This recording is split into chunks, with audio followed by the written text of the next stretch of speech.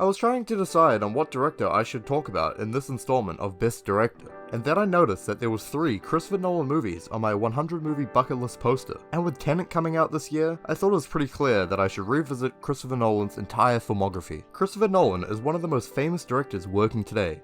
He has made some of the biggest blockbusters in modern cinema history, making films like The Dark Knight and Inception. All of his movies are pretty masterful, Nolan being famous for his great use of practical effects and his dedication for using film. Another thing that I really like about him is the fact that he isn't classically trained in filmmaking. He never went to film school or anything like that. He is self-taught, making home movies since he was a child. He has made 10 feature films in his career, his first being Following in 1998. Before he made Following though, he made various short films. The most notable one I watched was called Doodlebug, which he made in 1997. Doodlebug is a short, 3 minutes long, and is a glimpse into the genius that would be Nolan's future works. It stars Jeremy Theobald, a friend of Nolan's, who plays a character who is trying to squish a bug with a shoe. When he finds the bug, he sees it as a smaller version of himself, who he then squishes, to then be subsequently squished by a larger version of himself. This fun little short shows the ideas that Nolan wants to portray in his future films.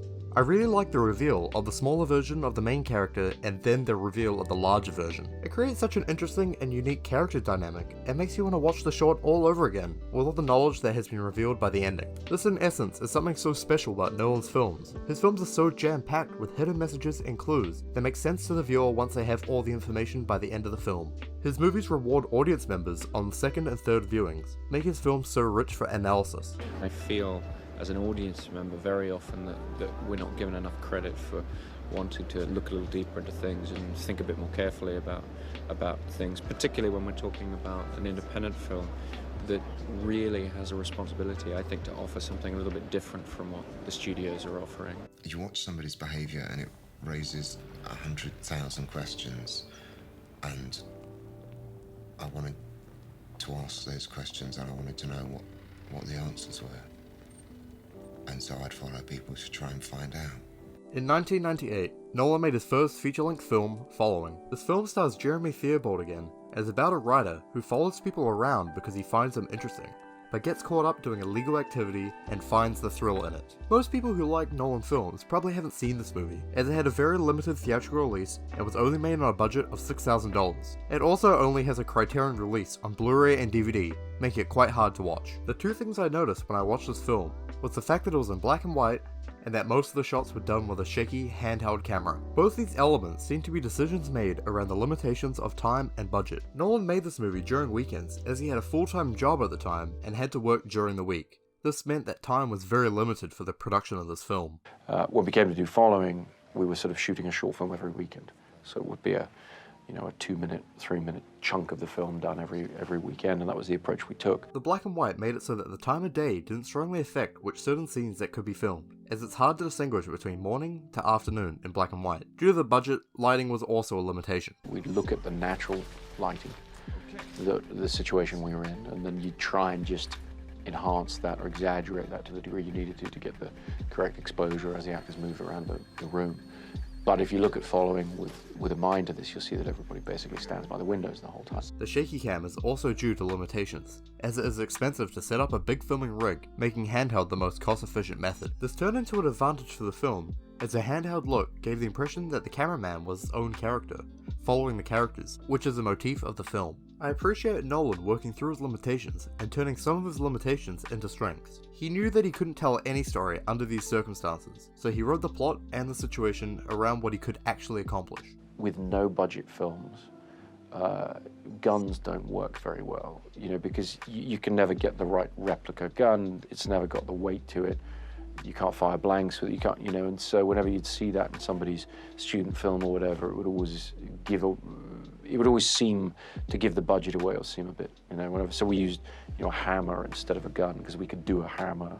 I like Jeremy Theobald in this, really being able to flesh out his character in this movie, opposed to his 3-minute role in Doodlebug. But who stole the show for me was Alex Haw. This was Haw's first and only film appearance, and I have to say, I wish he was in more things. I really liked his chilled and laid-back performance, being a super cool and confident burglar. He played off Theobald's character so well, who played a very timid and nervous character. Their contrast was very enjoyable to watch. Kinda reminded me of Luke and Han's relationship in Star Wars. I wasn't too convinced on Lucy Russell's role. She didn't blow me away or anything. The type of acting is something I would expect from a movie of this budget. The best part of this film is the interesting story about Theobald's character getting into trouble and finding the thrill in robbing people's houses. There is a twist at the end, like most Nolan films, that changes the entire dynamic between all three of the main characters. When this movie ended, I automatically rewatched some key scenes so I could watch it under this new light. I did really enjoy this movie, but it's obviously not at the quality that is set by Nolan's other works. I feel like it is unfair to compare this movie to the debut movies of the directors that I've already talked about. Eagle vs. Shark and Whiplash had larger budgets in this movie, so they could have a higher production value. I've given this 3.5 stars on Letterboxd, and I do feel like I'm being a bit lenient on the rating, as I have taken the limitations of the film into consideration. I do feel like it is better than David Robert Mitchell's debut film, The Myth of the American Sleepover though. While editing this, I realized I didn't talk about the unusual aspect ratio. I feel like it's one of those decisions that was made to make this film seem more stylized and arty. It didn't seem to impact my viewing experience. I think what following represents is kind of the peak of what I was able to do on my own or just with friends, just using our own resources and borrowing equipment and sort of using the things around us. I have this condition. A condition? It's my memory. Amnesia? No. It's different from that. I have no short-term memory. I know who I am. I know all about myself. Since my injury, I can't make new memories. Everything fades. If we talk for too long, I'll forget how we started, and next time I see you, I'm not going to remember this conversation. Nolan's second film, Memento, is about Guy Pearce's character Leonard, who is in search of the man who murdered his wife. Leonard suffers from a condition that means he is unable to create new memories. The main draw for this movie is its presentation and unique scene sequencing. There are two different sequences going on during this film. One is in black and white, which is linear, and the other is in color and reverse order, so that the scene ends where the previous scene began. These two sequences connect at the end of the film. Use a dislocated narrative structure that basically runs backwards in effect to put you in the head of this character. The sequencing is so interesting and different, giving this movie such a unique style. This format isn't for no reason either. It is designed to confuse the audience, to give them an understanding on how it must feel to not be able to create new memories, and to not be able to rely on a normal linear thought pattern. My brother Jonah, he told me a story he was working on as a short story. It was this story about this guy with this particular condition where he couldn't make new memories. You know, he was exploring different ways of doing it and thinking about it. And the first thing I said to him was, if you could find a way of writing that short story from the first person, sort of subjectively, that would be an incredible thing. If you could put somebody in the head of somebody who couldn't make new memories, who was suffering from this kind of trouble, that would be amazing. This is so ingenious, being the primary reason why I love this film. The black and white scenes are mainly there to give the audience exposition, but it's delivered so well and interesting that it doesn't feel like the normal exposition dump that you see in most modern movies. When you get the usual kind of exposition scene that you get in this kind of films, you don't quite know whether to believe it or not, which for me is the ideal response. I'm glad they made these scenes black and white, as it might have gotten a little confusing for audience members to distinguish between the two sequences. Guy Pearce gives one of my favorite performances in cinema history, really getting into his role and portraying his character with such an interesting condition. I really like the dazed look he gives at the start of each scene, as the character is trying to come to grips with the new information he is taking in. The way Leonard gets his information, and how it is hard for him to trust his own memories, it makes it hard for the audience to trust his character and his judgment, making him a sort of unreliable narrator. Guy Pearce, when you look at his performance, and I'm so thrilled with his performance when I look back at the film, he was able to do that under very tricky production situations. We had to move fast, we didn't get a lot of time to mess around with things.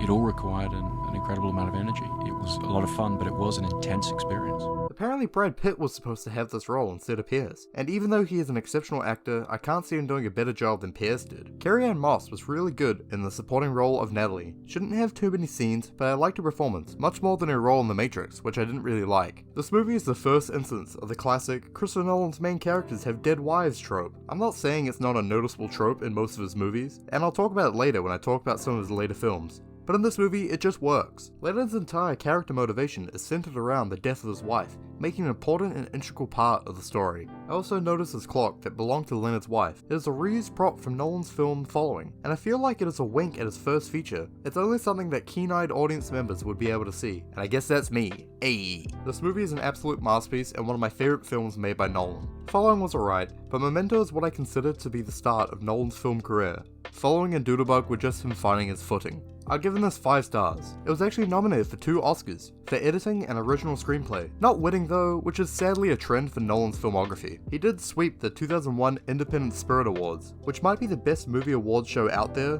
actually giving credit to independent films. And just to thank the one set of people that I didn't in the last speech, which is the audiences for these films. I think our film, perhaps more than any other, benefited from people's willingness to see something a little different from what everybody else was offering, and I think that everybody would do well to have a lot of faith in audiences, because certainly in our case, they came to see our film, and I'm very grateful to them. I'm not who you think I am. No. Walter Finch, lousy writer, lonely freak, murderer. No. After his success with Memento, Nolan was approached by acclaimed director and producer Steven Soderbergh, who wanted him to direct an American remake of a 1997 Norwegian film. Nolan accepted and directed Insomnia, with a script written by Hilary Seitz that came out in 2002. I saw Insomnia right when it first came out in the States in about 97, and I heard that Whit Thomas and Warner Brothers were going to do a remake. They had a script written by Hilary that was just tremendous and had really tapped into a lot of the things that I'd hoped an American remake of this film would. It is about Al Pacino's character, Detective Will Dormer, who is hunting down a murderer in Alaska. The spot in Alaska has a phenomenon where the sun never truly sets for months at a time. This is known as white nights. After an incident when Dormer accidentally shoots his partner, he starts suffering from insomnia, partly due to his guilt and partly due to the light keeping him awake. Al Pacino's performance is one of the best parts of this film. Pacino is one of the greatest actors ever to work in the field, giving stellar performances in every role he does. An amazing film actor, I mean arguably, I would say one of the best who's ever lived. As his character gets more and more tired, Pacino expresses this so well, as we see his desire to sleep through his facial expressions, mannerisms, and how he talks. There's a big contrast between Al Pacino and Robin Williams, who played Walter Finch, the murderer that Dormer was hunting. This is a strange role for Williams, as he is a comedian and usually does humorous roles. We thought it would be very unusual and different for Robin to play the part of a killer, as opposed to he's really against type, not what you think of with Robin Williams. But in this movie, he is attempting a more serious performance. Kinda reminded me of Jim Carrey's role in Eternal Sunshine of the Spotless Mind, taking a comedic actor and making them do a dramatic performance. But Robin Williams just doesn't deliver it for me, never really getting into character, and all I see is Patch Adams. Maybe this is partly due to having to work with such an expert in the field like Pacino. The scenes where Pacino and Williams are talking to one another kinda frustrate me, as I see Pacino giving such a great performance, yet Williams is falling flat. I would try different things, but I still think we met at the same place, you know. To go with Pacino's great performance, the lighting really helps emphasize Dormer's insomnia. Every scene was so bright, really making the audience feel like it would never be dark again. Nolan couldn't quite get the audience into Dormer's head, like he could get the audience into Leonard's head in Memento. The lighting juxtaposed so well with the mood of the film as well. The themes are so dark and ominous, all while light is filling the screen. We wanted to make a very dark film that had ever-present light. Which was an interesting idea to us, to sort of make a very dark film where the sun is basically always out and always sort of putting daylight, in the background of things. And because I'm a fucking professional, I also watched the Norwegian 1997 version of Insomnia just to compare. The story is very similar, hitting very similar parts, but what Nolan's version did better was giving Dormer an ulterior motive for shooting his partner. Dormer was being investigated for some shady dealings and his partner was going to turn him in. So when Dormer accidentally shoots his partner, we're unable to know if it was actually an accident or not. Even by the end of the film, Dormer is unsure about what the truth actually is, as he is delirious from his insomnia. I feel like the original was a bit more hardcore though, with more nudity, and there was a part where the main character shoots a stray dog and cuts it open to get the bullet out, whereas in the same part of the story, Dormer shoots some roadkill instead. Ultimately, I feel that Nolan's version is better, as it has a better production value and Pacino's performance is so good. When I look at Nolan's film career, I feel this movie is such a strange part of his filmography. Even though it is clear that he put a lot of heart into this movie, it was never really his project, more of a project of Soderbergh and the production company. This is the only film that he directed that he doesn't have a writing credit on, making me even question the level of control he had over the story, the characters, or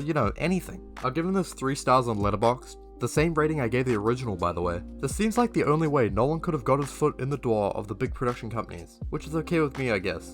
If this film has to exist so we can get his later works, it's fine in my books. I'll leave this video here and get a second part out to you soon. This will probably be a 3-part series, as Nolan does have 10 movies I have to talk about, and if I'm gonna do his movies justice, I want to have time to discuss them all. I showed Richard the original Star Wars, so I'll probably get a video about that coming out soon. Stay tuned. That pretty much wraps up this video. I love my girlfriend, and I'm totally fine with dudes jacking off to pictures of her on the internet.